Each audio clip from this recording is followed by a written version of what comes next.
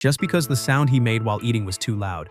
The boy got slapped hard by his stepfather. Faced with such an awkward scene, the mother could only try to change the subject. After dinner, the stepfather still refused to let the boy go. He planned to follow him to his room and punish him. Seeing this, the mother immediately stopped her husband. She begged him to go back to their room and play games with her, to avoid hearing strange noises. Jason even put on his headphones on purpose. 3 minutes later, the stepfather got dressed and was ready to continue what he planned, and the mother no longer had any excuse to stop him. As the stepfather violently pushed the door open, Jason quickly took off his shirt and lay across the desk, and the mother next door could only pretend not to hear. After all, the whole family relied on the husband financially. After the stepfather finished venting his frustration, he even hypocritically asked Jason if he would hate him. After hearing Jason say no, he finally left the room satisfied.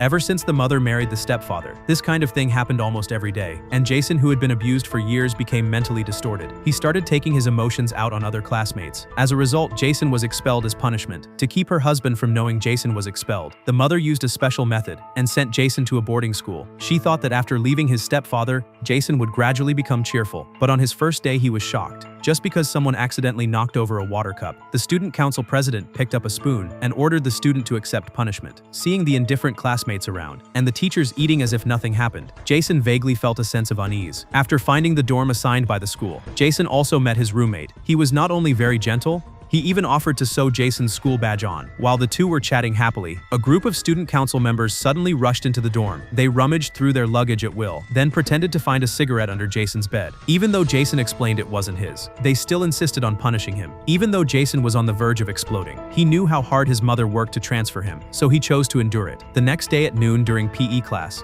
a group of student council members came for Jason. Even though the teacher was watching nearby, he didn't dare stop the student council at all. They took Jason to a remote hill behind the school and handed him a shovel. They claimed the school needed a cellar dug here, and this great contribution was Jason's to take. To avoid conflict, Jason started digging without a word, because he knew if he lost control even once, all his mother's efforts would be wasted. In the afternoon, a pair of feet kicked Jason awake. After one member checked the depth was fine, he then claimed the school had changed plans, so Jason needed to fill the hole back up. Facing the bully who was trying to provoke him, Jason's mind was already imagining revenge, but his rational mind told him he couldn't do that. To make Jason fully submit to the student council, they chose to punish him publicly at lunch. The bully took the cap off a bottle of juice and placed it on top of Jason's head. They thought he would give in because of the pain, but Jason instead asked, "Aren't you eating enough?" The embarrassed president couldn't lash out in front of so many people, but he would never allow his authority to be challenged. After Jason met his girlfriend in the Grove, he happily returned to the dorm in a good mood. He didn't notice at all that everyone around was looking at him strangely. When Jason got back to his dorm,